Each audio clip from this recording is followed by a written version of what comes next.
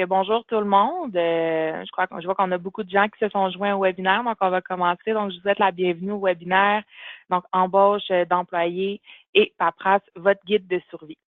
Donc, la présentation d'aujourd'hui, ça va durer environ 30 minutes et ensuite, on va se garder environ 15 minutes pour des questions.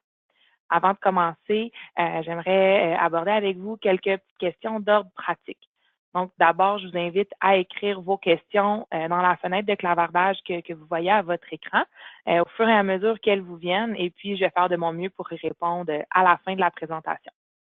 Si jamais je ne suis pas en mesure de répondre à une question que vous m'avez posée, je vais communiquer avec vous par courriel ou par téléphone après la présentation.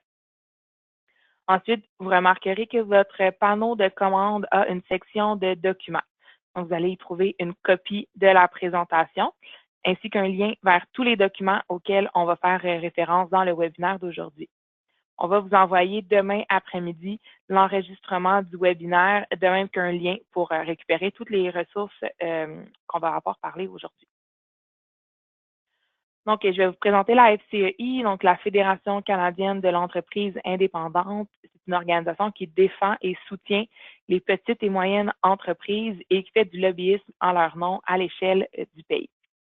On représente 109 000 membres au Canada, ce qui fait que la FCEI est proportionnellement à la population, l'organisation pour la défense des PME qui est la plus importante au monde.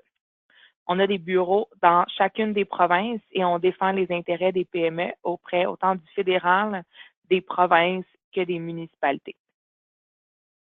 Nos membres bénéficient sans coût supplémentaire de soutien et de l'aide de conseillers pour traiter avec les gouvernements et gérer les problèmes touchant leur entreprise. Donc, je m'appelle Marie Quesnel, je suis conseillère aux entreprises FCI pour le Québec. Donc, mon travail consiste à répondre à vos questions et à vous aider à régler vos problèmes. Donc, chaque année, mes collègues conseillers et moi, partout au pays, répondons à plus de 27 000 demandes qui nous viennent de nos membres. Depuis mes débuts à la FCI, il y a environ 3 ans, j'ai moi-même répondu à des milliers de demandes et puis il y en avait quand même bon nombre de celles-là qui concernaient l'indemnisation des employés et les ressources humaines. Je détiens un baccalauréat en relations industrielles de l'Université de Montréal et je suis membre de l'Ordre des conseillers en ressources humaines agréées. Avant de me joindre à la FCEI, j'ai eu la chance d'être conseillère en recrutement dans une entreprise de la région de Montréal. Alors, la paperasse liée à l'embauche, ça me connaît assez bien. Donc, on va regarder ensemble le plan du webinaire d'aujourd'hui. Donc, bon nombre de provinces et de territoires modifient leur norme du travail actuellement et les employeurs ont encore plus de difficultés à s'y retrouver parmi la multitude d'exigences à respecter lors de l'embauche d'un employé. Donc, le webinaire d'aujourd'hui a pour objectif de vous aider à réduire les pertes de temps et les frustrations associées au processus d'embauche. Ensemble, on va aborder quelques-uns des principaux aspects de la conformité. Donc, on va regarder les normes du travail, les retenues et les versements d'impôts, les obligations liées à la santé et à la sécurité du travail et les exigences associées à la conservation des documents et à la protection de la vie privée. De plus, on va vous donner accès à des politiques, à des trousses et à des modèles qui ont été créés par notre équipe des ressources aux entreprises. Donc, en étant préparé au processus d'embauche, vous pourrez rester organisé. Vous allez être plus confiant dans vos interactions avec vos employés et vous risquez moins de recevoir des pénalités des diverses organisations gouvernementales et vous arriverez à simplifier une activité essentielle de la gestion d'entreprise de nos jours. Donc, tout ça va vous faciliter la vie, on l'espère. Donc, tout au long de la présentation, on va mentionner des politiques, des modèles et d'autres sources d'informations. Nous, on va mettre à votre disposition tous ces outils-là sur une page web créée spécialement pour le webinaire et vous recevrez le lien vers cette page par courriel après le webinaire. Aujourd'hui, par contre, on ne parlera pas de recherche d'employés ou de sélection, d'évaluation de candidats. Par contre, sachez qu'il existe des façons de simplifier ce volet du processus d'embauche. On vous suggère, par exemple, de rédiger une description du poste que vous désirez combler, de vous informer sur les normes salariales dans le secteur et de déterminer l'endroit idéal pour afficher le poste et ce, même avant même de commencer à chercher des candidats. Une fois que vous avez dressé votre liste de candidats, vous pouvez adopter différentes pratiques exemplaires pour vous assurer de choisir la bonne personne. Vous pouvez aussi procéder à des vérifications pré-emploi, par exemple en vérifiant les références de vos candidats. Ça fait beaucoup de dossiers à gérer, mais on est là pour vous donner un coup de main. Donc, si vous avez besoin d'aide supplémentaire sur ces points-là reliés au processus d'embauche, n'hésitez pas à communiquer avec les ressources aux entreprises ou à visiter la page de renvoi du webinaire. Donc, les premières étapes à suivre. Donc, si vous embauchez votre tout premier employé, la première chose à faire, ça va être d'ouvrir un compte de retenue sur la paye auprès de l'Agence de revenus du Canada, mais aussi de Revenu Québec. Donc, le compte va vous permettre de déclarer les salaires et de verser les retenues sur la paye. Si vous avez déjà un numéro d'entreprise, ça va être plus simple pour vous. Tout ce que vous allez devoir faire, tout ce que vous allez devoir faire, c'est d'ajouter à votre compte un compte de programme des retenues sur la paye. Si vous n'avez pas de numéro d'entreprise, vous allez devoir en demander un et ouvrir votre compte avant la date limite de votre premier versement. La date limite, c'est le 15e jour du mois suivant celui où vous avez commencé à retenir des sommes sur la paie d'un employé. Sauf, bien entendu, si l'ARC vous demande d'effectuer les versements à une autre fréquence, l'ARC ou Revenu Québec. Donc, comme je disais, au Québec, il y a une petite particularité. On doit aussi s'inscrire auprès de Revenu Québec pour effectuer les remises provinciales, en plus de s'inscrire à l'ARC. Une fois que le compte d'entreprise, d'employeur est ouvert, donc votre employé doit vous fournir deux choses pour l'ARC et pour Revenu Québec. Donc, il doit vous fournir son numéro d'assurance sociale, le NAS, et le formulaire TD1 dûment rempli et son penchant provincial, le TP-1015.3. On va aborder ces sujets-là un petit peu plus en détail. Donc, en ce qui concerne le numéro d'assurance sociale, donc on dit que vous êtes tenu d'obtenir le NAS d'un nouvel employé dans les 3 jours suivant son embauche. Si un employé ne vous le donne pas, vous devez être en mesure de prouver que vous avez fait un effort raisonnable pour l'avoir, sinon vous pourriez être passible d'une amende. Donc, même en l'absence du NAS de votre employé, vous devez commencer à retenir des sommes et à les verser, car encore une fois, vous pourriez devoir payer une amende en cas de retard dans vos versements ou dans la soumission des documents. Vous devez aussi vérifier que le NAS que l'employé vous donne est valide. Donc, assurez-vous de voir la carte d'assurance sociale avec son nom inscrit dessus. Pour vérifier le numéro d'assurance sociale d'un employé actuel ou d'un ancien employé, vous pouvez communiquer avec Service Canada qui ont un service de vérification. Portez une attention particulière si le NAS que l'employé vous donne commence par le chiffre 9. Ces NAS-là sont attribués aux travailleurs temporaires qui ne sont ni citoyens canadiens ni résidents permanents. Donc, ces numéros sont valides uniquement jusqu'à la date d'expiration inscrite sur le document d'immigration autorisant ces travailleurs à occuper un emploi. Donc, généralement, le permis de travail, par exemple. Vous êtes aussi tenu de remplir le formulaire TD1, Déclaration des crédits d'impôt personnels. Ce formulaire sert à déterminer le montant d'impôt fédéral à retenir sur le revenu d'emploi de votre employé ou sur un autre revenu, par exemple un revenu de pension. Donc, comme je mentionnais, il y a l'équivalent provincial du TD1 qui est le TP-1015.3, Déclaration pour la retenue d'impôt. Donc, l'employé remplit les deux formulaires et vous les remet. Vous devez ensuite les conserver dans le dossier de l'employé. Ces formulaires-là n'ont pas à être envoyés au gouvernement. C'est vraiment pour référence interne. Donc, les deux formulaires vont vous indiquer le montant que vous devez retenir aux fins d'impôt sur le revenu. Par contre, comme vous allez le constater dans la suite du webinaire, l'impôt sur le revenu, ce n'est pas la seule retenue que l'employeur doit consigner et verser à temps et correctement. Avant de passer aux normes salariales et aux normes d'emploi, on va aborder ensemble le régime des rentes du Québec, le RRQ, et l'assurance emploi. Donc, après avoir ouvert un compte de programme de retenue sur la paye et que vous avez commencé à verser un salaire à votre employé, vous devez calculer, retenir et verser les cotisations au RRQ et à l'assurance emploi en plus de l'impôt sur le revenu. Donc, c'est des déductions supplémentaires. Pour certaines cotisations, l'employeur et l'employé ont chacun une part à verser. Donc, vous devriez conserver les montants de ces retenues à la source-là. Donc, tous les montants qui sont destinés au receveur général en fiducie dans un compte séparé du compte courant, là, du compte d'exploitation de l'entreprise. De la même façon, toutes les sommes qui sont retenues au nom de l'ARC ou de Revenu Québec devraient toujours être conservées séparément et ça devrait jamais être considéré comme appartenant à l'entreprise ou à son propriétaire. Parce que l'ARC et Revenu Québec ne font pas de cadeaux aux entreprises qui ne versent pas les retenues à temps. Et puis, croyez-moi, c'est pas un problème là, que vous voulez avoir. Donc, maintenant que votre employé travaille, donc le régime des rentes du Québec, le RRQ, donc verse des prestations de base aux cotisants en cas d'invalidité ou le plus souvent de départ à la retraite. Donc, tous les employés qui ont plus de 18 ans doivent avoir des retenues sur leur paye, c'est une obligation. L'employeur et l'employé cotisent tous deux au RRQ. Les contributions sont égales et plafonnent quand l'employé atteint le revenu annuel admissible maximal.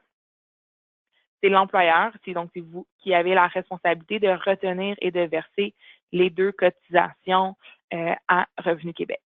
Le revenu admissible maximal change à chaque année. En 2019, ce montant-là est de 57 400 $.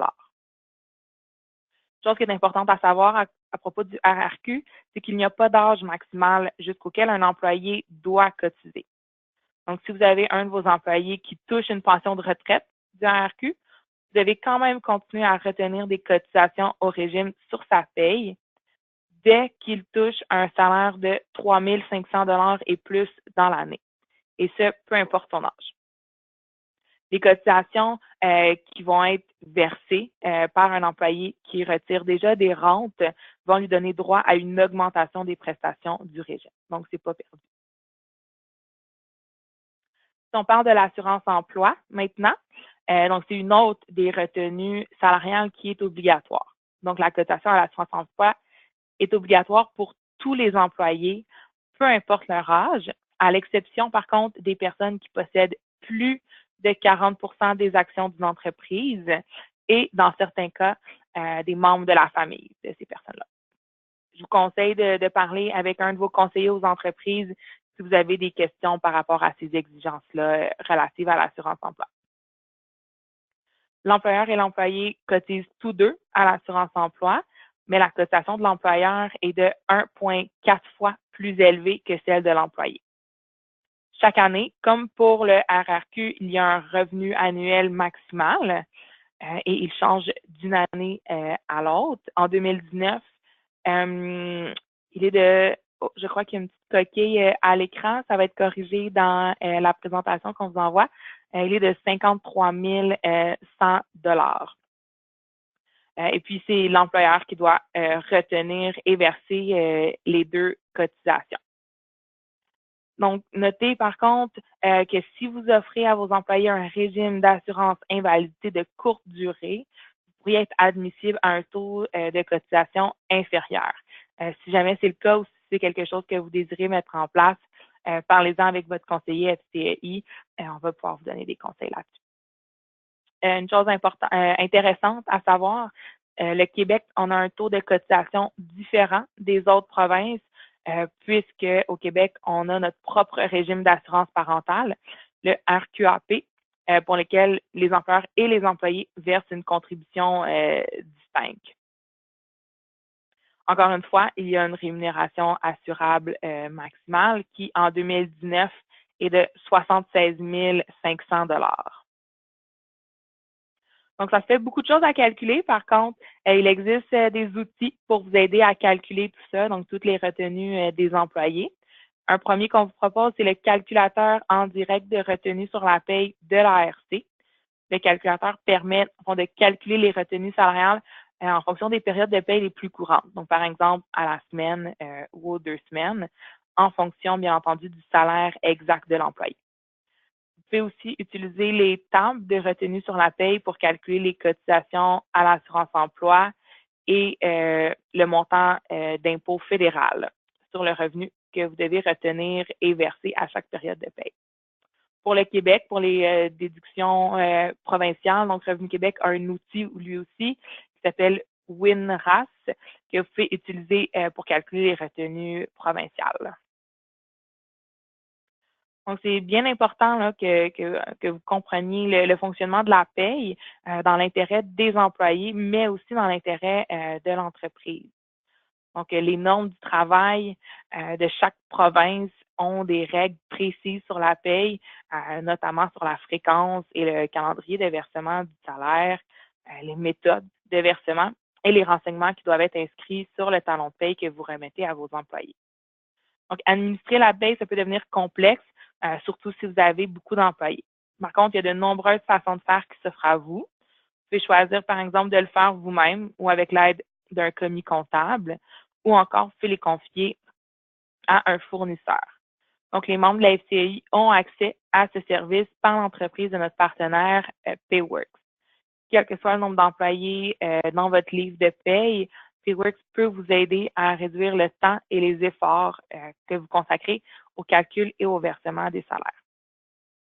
Les services de paye, ça vous permet ils peuvent garantir que vos employés sont payés de la bonne façon et en temps voulu, et ils peuvent assurer le suivi de nombreux aspects des normes du travail dont on va parler dans quelques instants.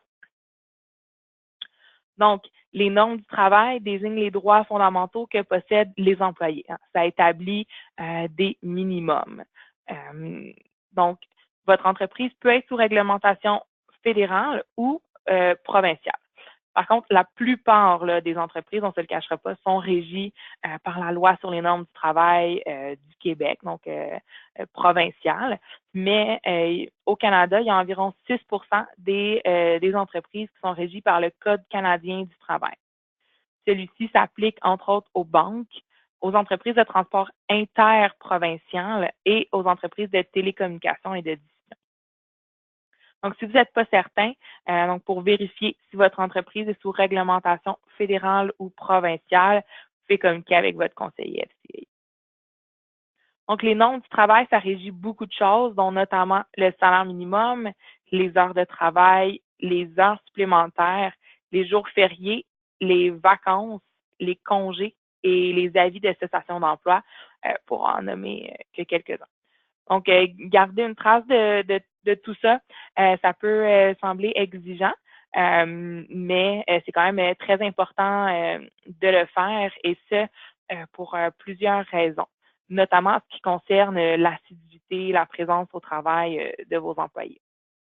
La première raison, c'est que les normes du travail exigent d'accorder à vos employés un certain nombre de jours de vacances et de jours fériés, entre autres.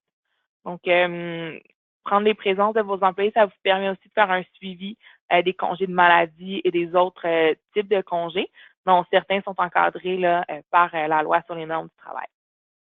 Donc, pour savoir à combien de jours de vacances un employé a droit, quels jours fériés doivent être payés, vous devez payer les congés de deuil, les congés de maladie, les congés pour fonction du jury ou d'autres types de congés. Encore une fois, vous pouvez communiquer avec les ressources aux entreprises qui vont se faire un plaisir de vous aider. Aussi, de consigner les heures de travail et les présences de vos employés, ça va vous aider à calculer la paye de vos employés en fonction notamment des règles qui entourent le temps supplémentaire. Donc, au Québec, c'est possible de cumuler des heures supplémentaires ou de remplacer le paiement par des congés selon certains paramètres bien définis par la loi. Donc, avant de prendre de tels arrangements avec vos employés, je vous conseille encore une fois d'en parler avec votre conseiller.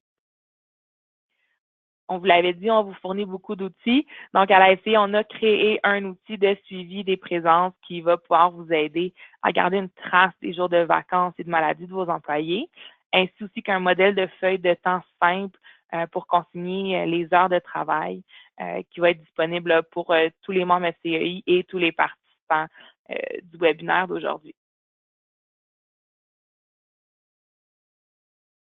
Donc, Si on récapitule un petit peu, donc vous avez ouvert votre compte de retenue sur la paye auprès de l'ARC et de Revenu Québec.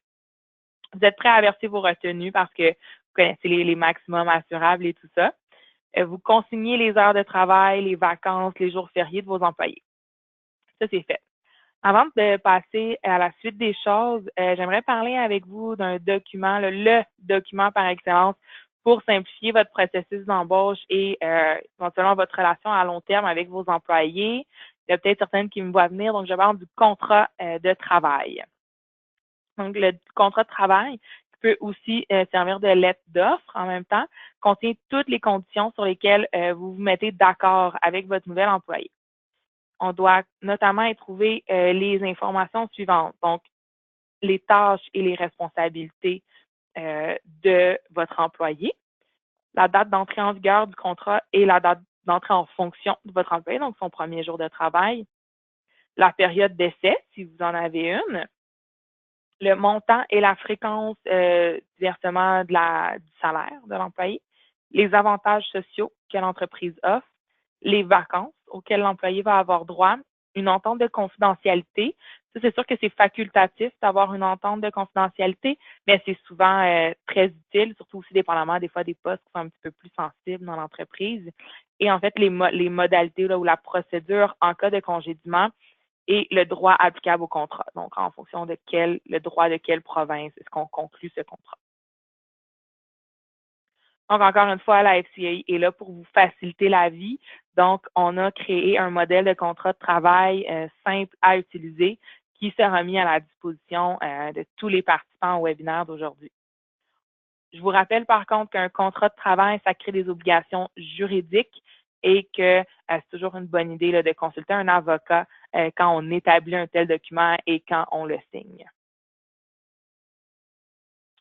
Donc, vous avez choisi votre employé, le contrat de travail est signé, il commence à travailler. On a parlé des retenues sur le salaire et des normes du travail. La prochaine chose dont on doit parler, donc la prochaine question administrative qu'on va devoir aborder aujourd'hui, c'est celle de la santé et de la sécurité au travail et de l'indemnisation des accidents du travail. Au Québec, c'est la CNESST, donc la Commission des normes de l'équité, de la santé et de la sécurité au travail, qui gère tout ça. Donc, les régimes, l'indemnisation, c'est une sorte d'assurance qui offre aux employés victimes d'un accident du travail des prestations de remplacement de salaire et des prestations pour frais médicaux. En échange de quoi, bien, ils ne renoncent à poursuivre leur employeur pour négligence. Au Québec, l'inscription à la CNESST est obligatoire dès l'embauche du premier employé, quel que soit votre secteur d'activité. Il n'y a aucune exception.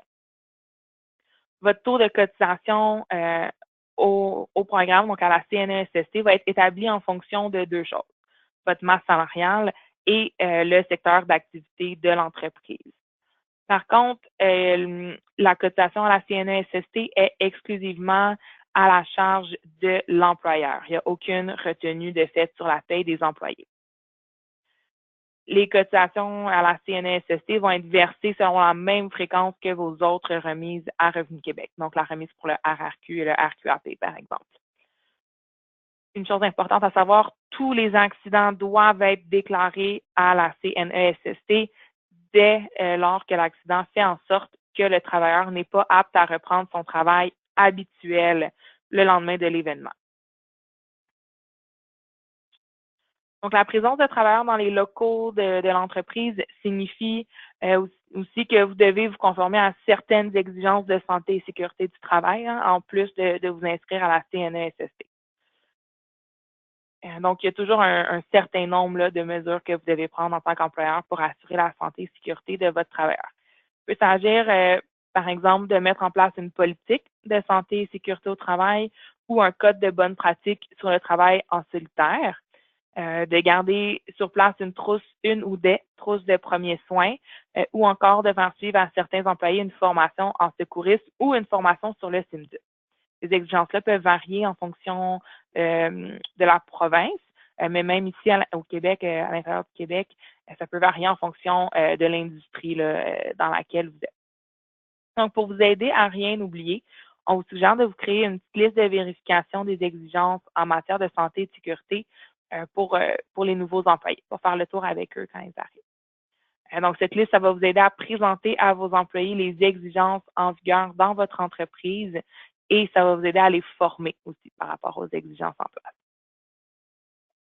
Donc, on vous recommande vivement de communiquer avec votre conseiller pour en savoir plus sur la façon d'assurer la santé et la sécurité de vos employés. Ça a été démontré là, que les employés qui se sentent en sécurité sont plus productifs et occupent leur poste plus longtemps. Donc, un autre aspect de la santé et de la sécurité au travail, donc on a les milieux de travail sécuritaires et respectueux. Donc, la plupart des provinces exigent l'adoption d'une politique sur la violence au travail ou sur l'intimidation ou le harcèlement. Les employeurs ont le devoir de créer un milieu de travail exempt de discrimination, de violence et de harcèlement.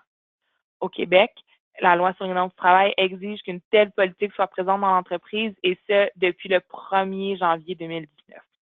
Le sujet est très vaste, mais disons surtout qu'aucune personne ne devrait se sentir menacée ou en danger, ni être victime de violences physiques ou psychologiques au travail. Les ressources aux entreprises peuvent vous fournir de plus amples renseignements sur ce point, ainsi que des modèles de politique ou d'enquête.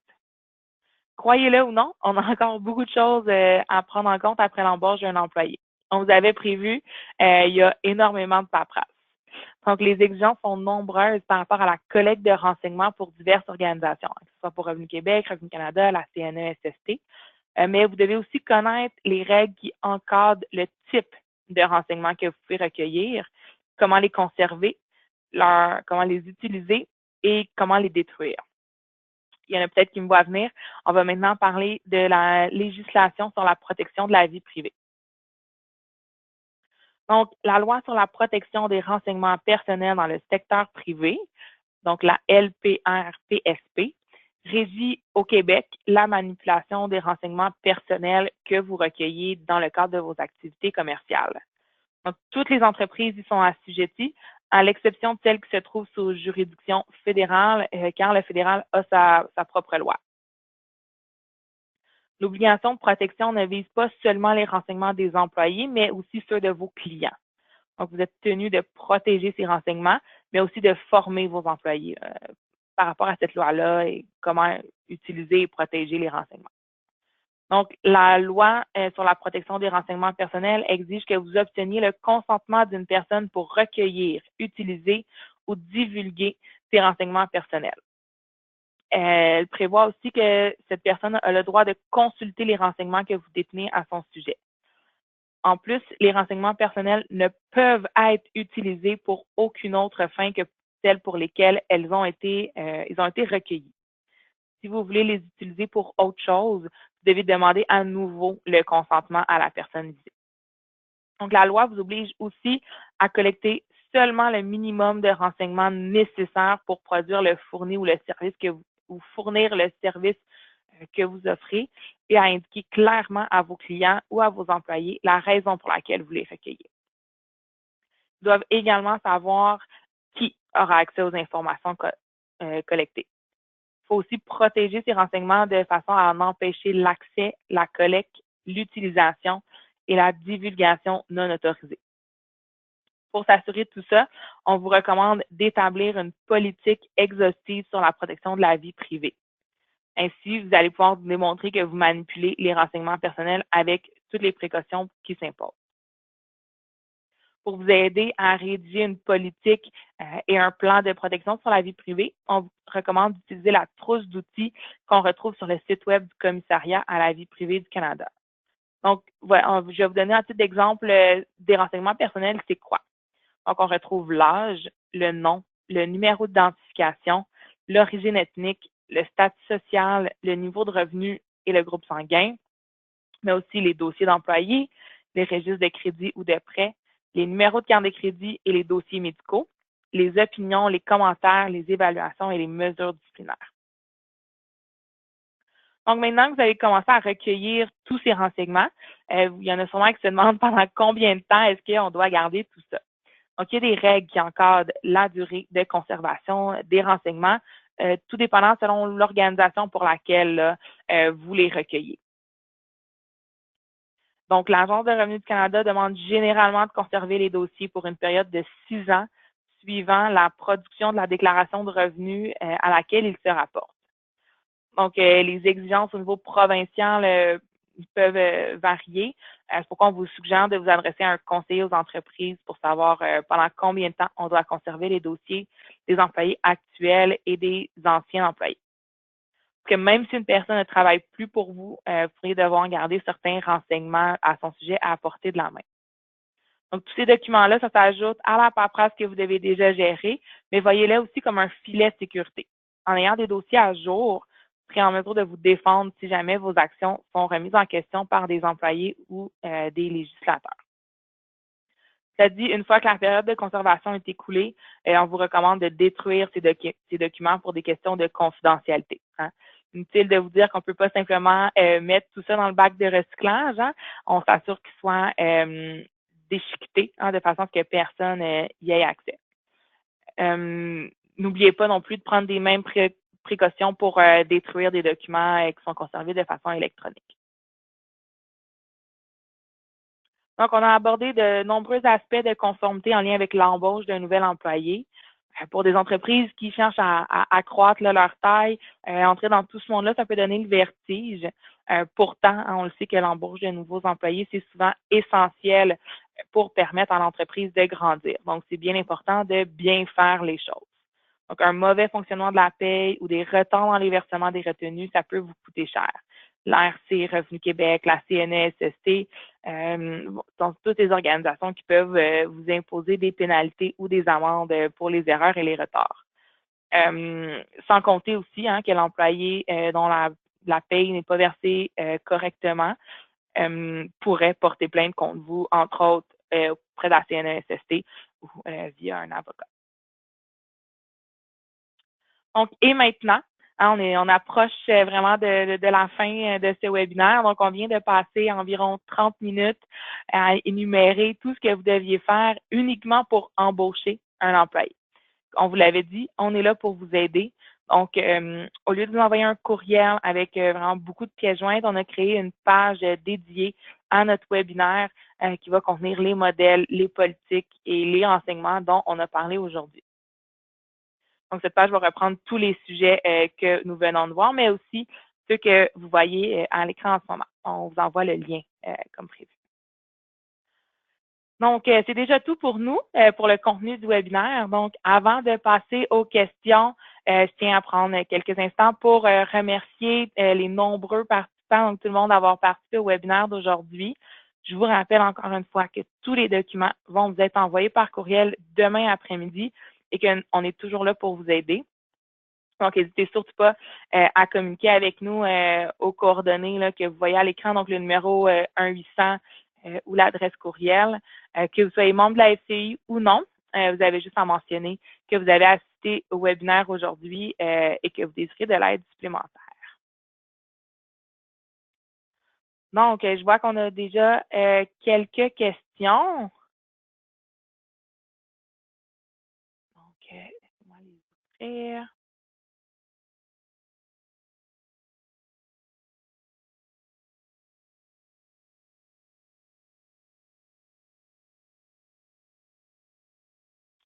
Donc, on nous demande, est-ce qu'il faut remplir à chaque année les formulaires TD1 et TP-1015.3?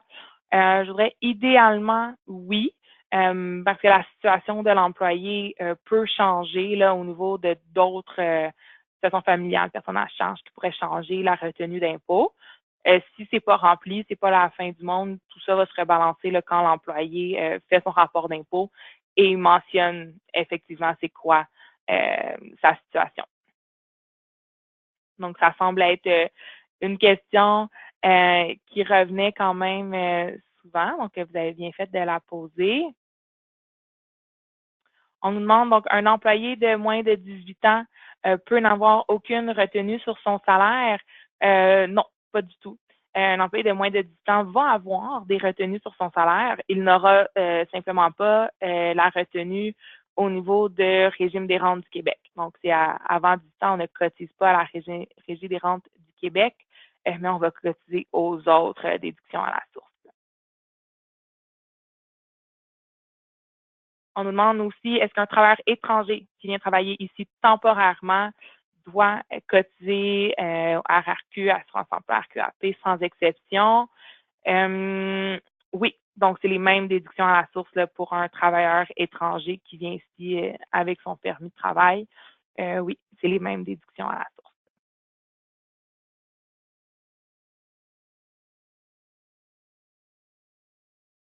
Donc ici, on nous parle de deux actionnaires de l'entreprise qui ont 35,7 et 25 et qui sont sur la paie, donc des actionnaires dont l'entreprise verse un salaire. Est-ce qu'il y a des procédures particulières lors de la déclaration des salaires? C'est pour ça que je vais peut-être communiquer avec vous par la suite. Je ne suis pas certaine si vous parlez de la déclaration des salaires à la CNESST ou pour les autres déductions à la source. Donc, je vais devoir vous revenir après. Donc, au niveau de où trouver de l'information sur l'exemption du propriétaire à l'assurance emploi qui a plus de 40 ou pour les membres de la famille, où est-ce que c'est possible d'en savoir plus? Vous pouvez communiquer avec nous là, au numéro 1888. Ça va nous faire plaisir de répondre à toutes vos questions là-dessus. Faites-vous-en pas, c'est quelque chose avec lequel les conseillers sont très bien au courant. Donc, est-ce que Payword traite les employés de construction CCQ? Je suis pas mal confiante que oui. J'ai jamais vérifié, mais en même temps, on m'a jamais donné l'information comme quoi ça serait une exclusion. Par contre, je peux me mettre une petite note de le vérifier là, pour être bien certaine. Il y a quand même beaucoup de questions. J'espère qu'on va avoir le temps de toutes les lire.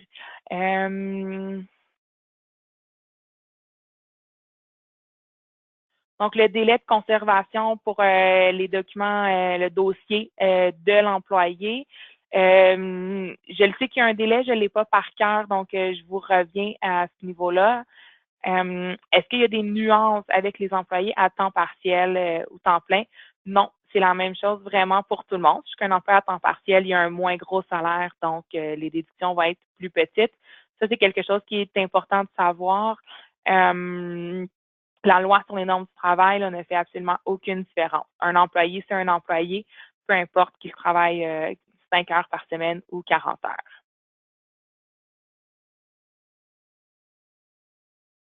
Est-ce que c'est obligatoire d'ouvrir un compte bancaire différent pour les retenues à la source? Absolument pas.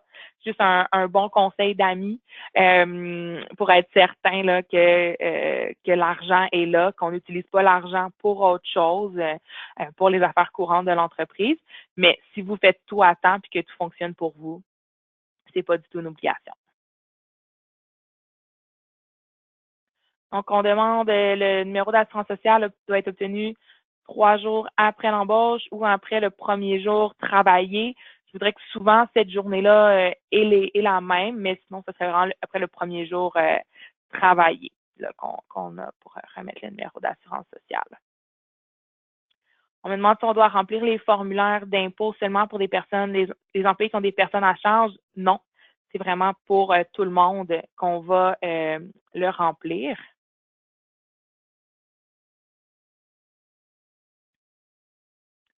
Donc, on dit qu'on a déjà vu que on n'a plus besoin de voir la carte de numéro d'assurance sociale parce que beaucoup de gens ne l'ont pas. Ça se peut. À ce moment-là, ça serait doublement important là, de vérifier avec Service Canada le numéro à composer pour faire la vérification. Il va falloir que je fasse un petit suivi à ce niveau-là.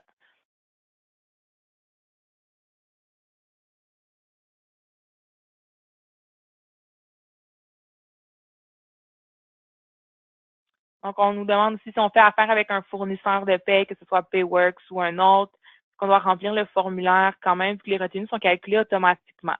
Oui, parce que il faut quand même indiquer là, certaines informations à votre fournisseur de paie là, pour qu'il sache le profil de l'employé, là, comment calculer les déductions.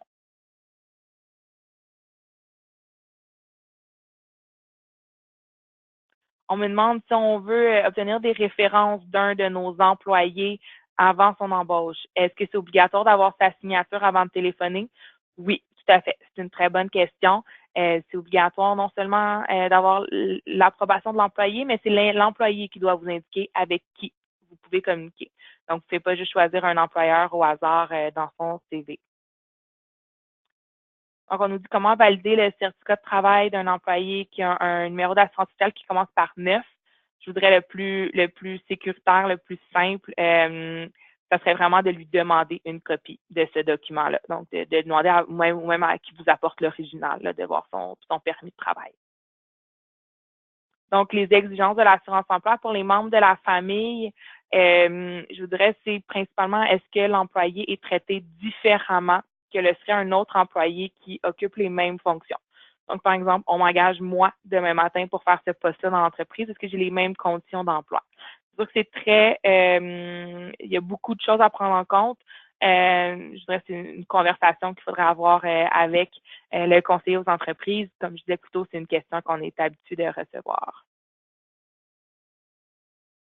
Donc, on me dit, je parlais de groupes sanguins et d'autres informations. Est-ce qu'il faut les demander ou pas? Non, pas du tout. C'est vraiment pas une information qu'on doit demander. C'était plus des informations là, qui étaient citées à titre d'exemple de qu'est-ce que est un renseignement personnel. Je vous rappelle aussi qu'on faisait référence à des renseignements personnels, pas juste de vos employés, mais de vos clients. Donc, si par exemple, vous êtes un laboratoire qui a ces informations-là de groupes sanguins, bien, ça fait partie d'un renseignement personnel. Donc, cette petite section-là, c'est un peu la seule où on sortait du cadre employeur et employé pour l'étendre un peu. Donc, quels sont les formulaires obligatoires à avoir dans les dossiers des employés?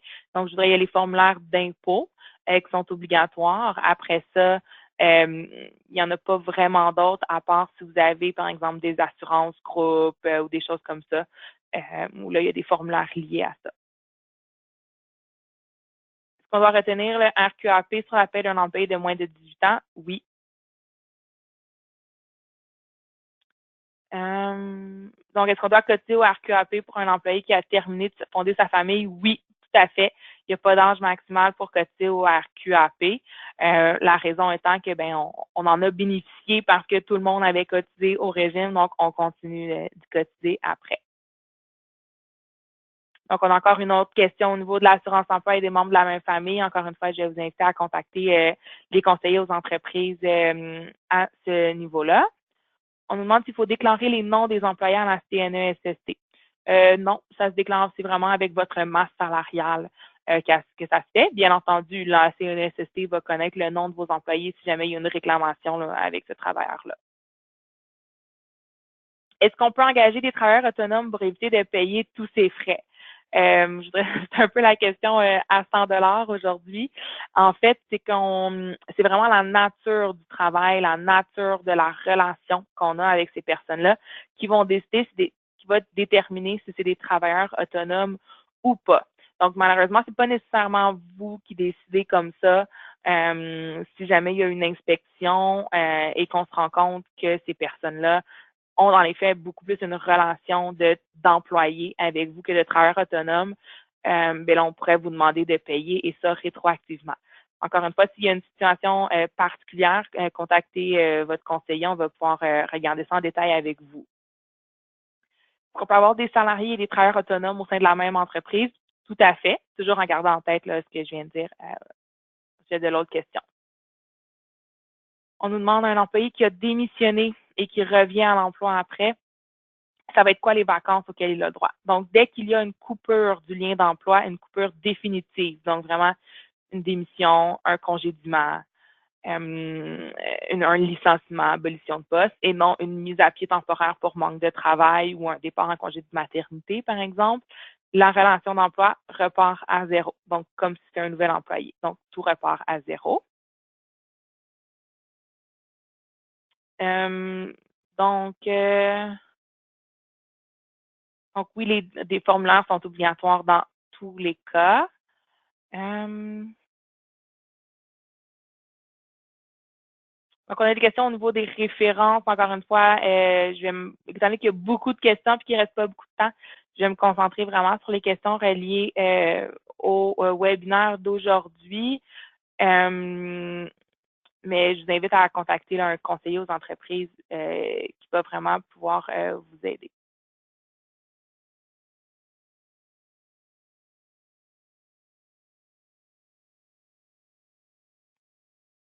Donc, on nous parle d'un employé saisonnier sur appel qui travaille pour notre entreprise. Est-ce qu'il est considéré en service continu? Probablement que oui, si la volonté est de le réembaucher de saison à saison. Encore une fois, pour plus de détails, contactez les conseillers aux entreprises. On va discuter ça vraiment en détail avec vous. Mais oui, donc si c'est vraiment un employé récurrent de saison à saison, son travail continue, à moins qu'il y ait vraiment des fins d'emploi définitives là, qui soient faites. Est-ce qu'on a un exemple de contrat de travail? Tout à fait, ça va vous être envoyé. Est-ce qu'on peut avoir une amende si les formulaires d'impôt, le TP1 et TP-1015.3 ne sont pas remplis? Non, parce que vous n'avez pas à les transmettre au gouvernement.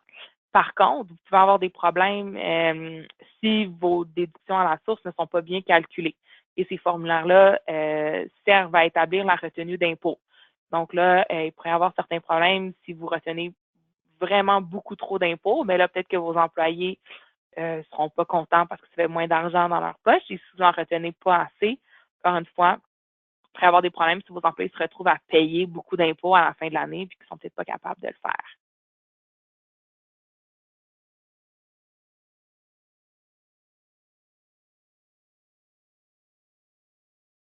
Donc, on nous demande si jamais, là, par manque de liquidité, on paye les déductions à la source en retard, mais que les employés sont payés à temps et le bon montant, est-ce que c'est grave? Oui.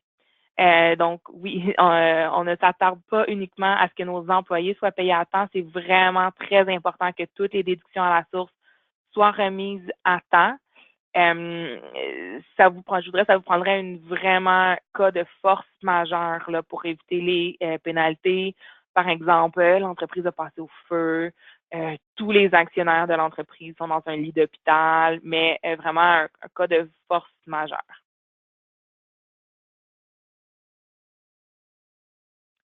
Donc, on parle du dossier d'employé. Est-ce qu'il y a une distinction au niveau des documents à conserver et le temps de conservation?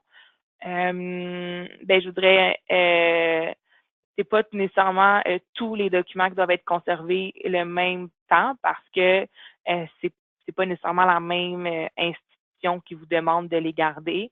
Et encore une fois, vous pouvez nous appeler, là, on va pouvoir vous donner de la documentation par rapport à des documents précis. On demande la formation de secouriste, est-ce que c'est obligatoire pour tous les membres de la compagnie ou sinon, ben, combien de personnes doivent être formées? Non, c'est pas obligatoire pour tous les membres de la compagnie. Par contre, vous devez toujours avoir un certain nombre de secouristes présents. Si je ne me trompe pas, c'est un secouriste présent par tranche de 50 employés. Ça peut varier si vous êtes dans un secteur particulier comme la construction, par exemple. Mais quand on parle de un secouriste par tranche de 50 employés, c'est vraiment toujours en avoir un sur place. Donc, si vous avez 40 employés dans l'entreprise, mais qui travaillent sur 2 quarts de travail, même si selon la loi, vous avez seulement besoin de un secouriste, bien, en fait, vous en avez besoin de un par quart, donc de 2. Donc, une question particulière sur le calcul des vacances. Ça aussi, on va vous revenir plus en privé à ce niveau-là. Ça sort un petit peu du cadre aujourd'hui.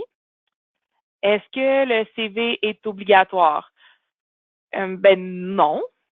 Par contre, je vous dresse un peu là, la carte de visite par excellence d'un futur employé. Par contre, si vous connaissez la personne, si ça vous est référé par quelqu'un, si on vous fournit un autre document, si pour vous la rencontrer en entrevue, c'est suffisant. Non, un CV, c'est absolument pas obligatoire. Est-ce que c'est OK si on met une liste dans la cafétéria avec le nom et la date de naissance des employés sans indiquer l'année pour souligner leur fête? Pas vraiment, à moins, je vous dirais, assurez-vous d'obtenir le consentement de vos employés avant de le faire. Donc, demandez-leur. Nous, on aime pouvoir signer la fête de nos employés. Est-ce que vous me permettez d'indiquer votre date de naissance sans l'année? sur la liste dans la cafétéria. Si l'employé dit non, il faudrait ne pas l'indiquer. Il faudrait que votre employé soit au courant qu'il peut changer d'idée n'importe quand. Il peut soit le rajouter, soit l'enlever. Mais sinon, ça fait partie d'un renseignement personnel. On dit un propriétaire d'entreprise ne paye pas d'assurance emploi, on semble être surpris, uniquement s'il possède plus de 40% des actions d'une entreprise. Donc, là, c'est automatique. Sinon, ce ne l'est pas. On me demande si c'est obligatoire d'accumuler les vacances d'un employé. Est-ce qu'on peut lui payer le montant des vacances sur chaque paye? Oui, c'est obligatoire d'accumuler le montant de vacances. On ne peut pas lui verser le montant sur chaque paye, à l'exception des travailleurs saisonniers. Ce sont les seuls travailleurs qui ont le droit de recevoir leur indemnité de vacances sur chaque paye. Dans tous les autres cas, on doit l'indemnité de vacances, donc la paye de vacances, doit absolument coïncider avec la prise des vacances.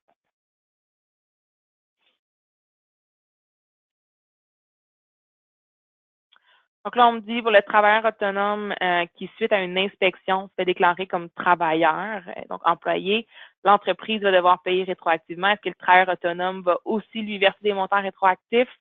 Je suis pas mal certaine que oui, parce qu'il va falloir que ça va corriger ses déclarations de revenus à lui aussi. Donc oui. Est-ce qu'il faut payer la CSST pour les actionnaires? Non, les actionnaires n'ont pas à payer la CNESST. Par contre, c'est possible de le faire en prenant des protections personnelles.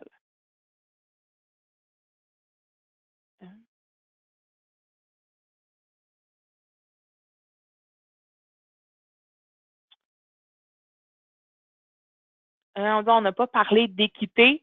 Non, on n'a pas parlé d'équité parce que le webinaire d'aujourd'hui, ça mentionnait vraiment au niveau des retenues à la source obligatoires.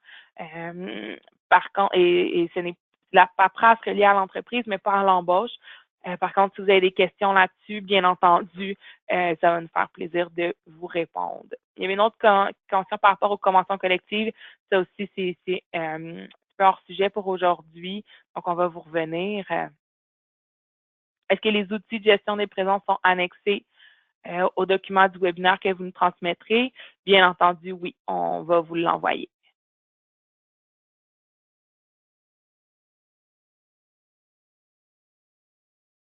Donc, on nous dit qu'un employé a quitté et le poste n'a pas encore été comblé. Est-ce que les déclarations de DS sont nécessaires mensuellement? J'imagine que ça, c'est parce que c'est le seul employé de l'entreprise. Donc, c'est sûr que si l'entreprise n'a plus d'employés, il n'y a plus de déclaration à faire. Par contre, il faut faire les déclarations, là. Surtout si on va réembaucher quelqu'un. Il faut faire les déclarations en indiquant, par contre, les montants à zéro. Mais il faut faire les déclarations même s'il n'y a pas de remise. Ça serait le cas, même chose aussi, par exemple, l'entreprise ferme quelques mois pendant l'année. Il faut faire des déclarations quand même, mais pas nécessairement de remise.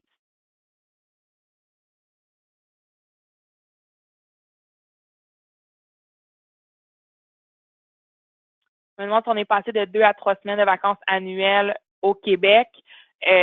Pas pour tous les employés, uniquement pour les employés qui ont 3 mois de service continu.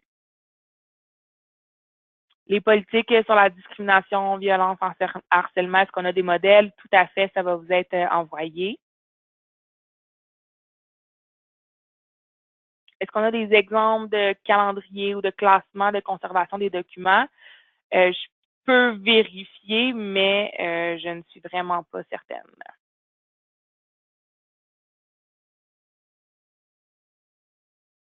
Donc, on nous demande s'il y a de l'argent qui a été versé en trop sur un chèque de paye, par exemple à cause d'une erreur comptable. Quels sont les recours de l'employeur pour récupérer l'argent versé en trop? C'est pas des recours évidents. Si l'employé est toujours à l'emploi, à ce moment-là, on lui demande la permission de retenir ces montants-là sur ses prochaines payes. Il doit nous donner son consentement écrit. Par contre, il faut savoir qu'il peut le retirer à tout moment. Si l'employé a quitté, on ne peut pas retenir non plus sur sa dernière paye ou sur sa paye de vacances ou sur le préavis. Encore une fois, il faut le consentement de l'employé. sinon, ben là, ça serait un peu comme le même principe qu'un client qui ne vous paye pas. Donc, il faudrait éventuellement envoyer des lettres à l'employé et tout ça pour qu'il paye.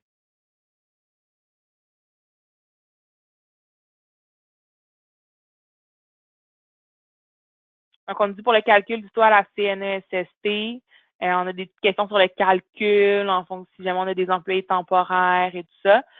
Sachez que ces montants-là, en fait, vous n'avez pas à vous préoccuper de tout ça parce que le montant est vraiment en fonction des salaires que vous avez réellement versés.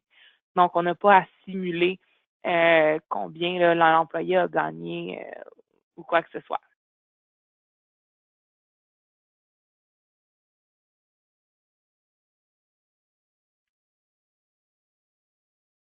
On demande si le calcul des vacances pour un employé qui est en congé de maladie ou autre, est-ce qu'il fait de la même manière qu'un employé au travail continu à temps plein? Non. S'il y a un arrêt de travail pour maladie ou pour congé de maternité ou paternité, il y a des petites précisions à y avoir.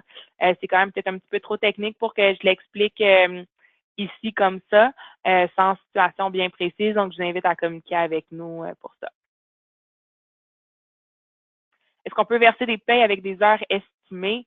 Non. C'est vraiment important de verser les payes avec les vraies heures travaillées, sinon on peut se retrouver avec des petits problèmes au niveau des déductions à la source qui sont pas bonnes ou encore une fois, ben si on n'a pas versé assez de salaire ou si on en a versé trop, on peut avoir des problématiques avec notre employé.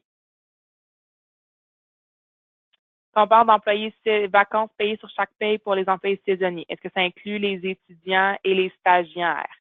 Quand on parle vraiment, on parle pas d'employés saisonniers, on parle d'entreprises dont les activités sont saisonnières.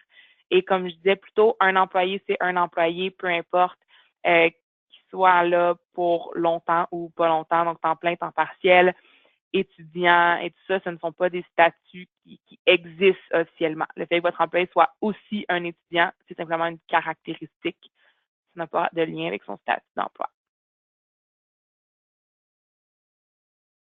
Donc, on semble avoir surpris beaucoup de gens au niveau de l'assurance emploi pour les propriétaires. Encore une fois, effectivement, à plus de 40 on n'en paye pas. Si vous en payez, il y a moyen d'avoir un remboursement. Communiquer avec vos conseillers FCEI pour tout savoir. Oups, je pense que j'ai fait une petite erreur quand je parlais des vacances tantôt. J'ai mentionné 3 semaines de vacances après 3 mois. C'est bien 3 ans. Je suis désolée. Je suis désolée pour la petite confusion. Je veux pas vous avoir fait peur. Là. Non, c'est vraiment après 3 ans.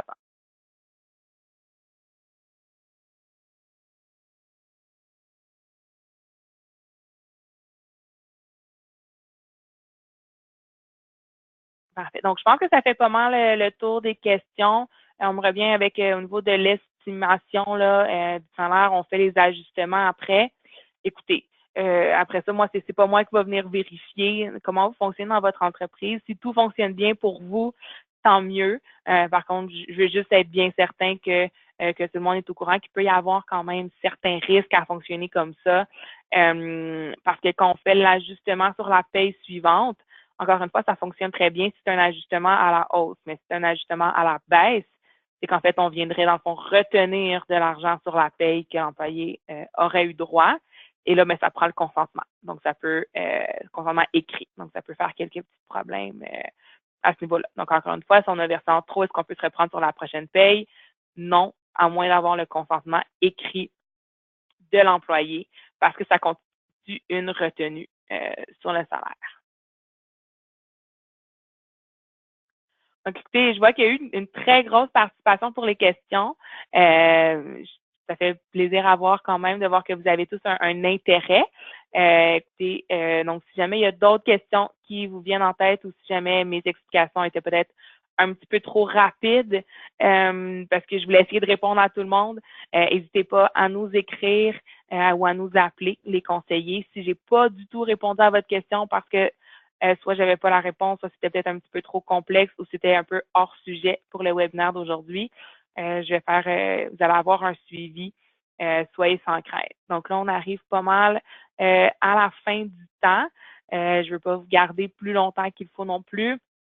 Donc, s'il n'y a pas d'autres questions, je vais souhaiter à tout le monde un très bon après-midi Et puis, encore une fois, merci beaucoup à tout le monde d'avoir participé au webinaire. Bonne fin de journée.